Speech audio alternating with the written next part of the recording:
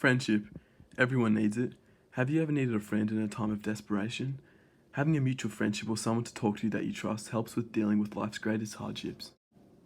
In 1937, loneliness swept America when the financial crisis took hundreds of thousands of jobs during the financial crash. This economic collapse meant a massive increase in the amount of migrant workers that traveled across the country in search of jobs. Around this time, when most people were working away from home, men in particular, who were the ones working, struggled to find companions, and loneliness was a huge problem, with millions suffering from it. Having a friend during this time meant having someone to rely on whenever you needed them. And like a dog-eat-dog world, having friendship meant survival for people who couldn't look after themselves. In the novel Of Mice and Men, characters George Milton and Lenny Smalls have a very unique friendship. Although being almost complete opposites of each other, they both have each other as a companion, and their inequality is a unique part of their friendship that's not seen much elsewhere during this time. The element of dependence is very evident in George and Lenny's relationship. Lenny completely relies on George to look after him, much like a fatherly figure. Lenny needs George for his survival, as he wouldn't last long by himself. George doesn't depend on Lenny in the same way, but more depends on Lenny as a friend than a liability. Trust is a huge part of George and Lenny's friendship, and is imperative to their survival. Lenny needs to trust George to take care of him, and George needs to trust Lenny that he won't act out in his impulsive ways. You think she's pretty? Listen to me, goddammit! Don't you even look at her. We ain't like that. No. We got a future. We got somebody to talk to that gives a damn about us. If them other guys gets in jail, they can rot for all anybody cares. But not Edward, because I got you to look after me, but then you got me to look after. In this dialogue, George is explaining to Lenny that they're not like the other men because they have each other to depend on, and the other men live their lives with loneliness, with no one that cares about them. But not these two. They have someone, and they both dream that one day they'll live on a farm without a worry in the world.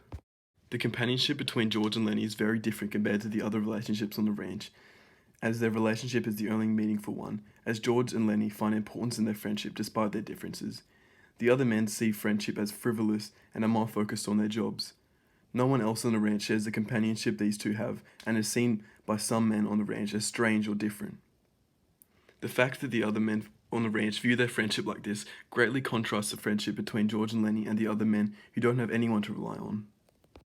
I got you to look after me, but then you got me to look after, but... John Steinbeck uses direct speech or first-person point of view to effectively convey companionship.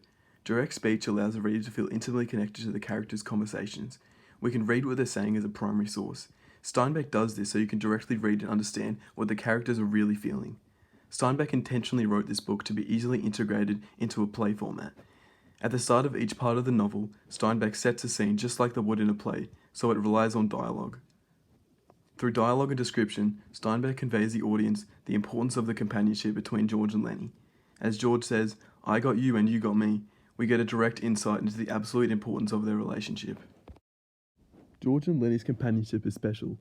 Steinbeck effectively uses Lenny and George's relationship to explore the theme of friendship in the novel, and with his use of foreshadowing, he can effectively show the parallel relationship of Lenny and George and Candy and his old dog, a master and his follower.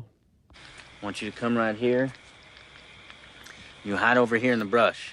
But you ain't gonna get in no trouble, because if you do, I ain't gonna let you tend the rabbits. I'm not gonna get in any trouble. Okay. The trust between George and Lenny is paramount to their survival. They needed to work, and they needed the other workers to trust them. George honoured his commitment to protect Lenny when Lenny's aunt died and he had no one else to look after him. The scene in the film or novel displays the trust George has with Lenny, even though George knows how impulsive Lenny can be. George needs to trust that Lenny won't act out in his impulsive ways, but deep down George knows Lenny is doomed, and he doesn't want to get dragged down with him. Lenny's trust in George is important as he trusts that George will always look after him, as George is his protector and Lenny wouldn't be able to survive without him. In this novel, the dream of living on a farm is brought up by Lenny and George to help them escape from reality, and Lenny trusts that George will make this dream happen. Steinbeck uses repetition of the dream of the farm to show the trust between Lenny and George. They both trust each other to the point where they can share each other's thoughts and dreams. It is this ongoing relationship where trust is embodied in more than words, but existing within the very being of the other.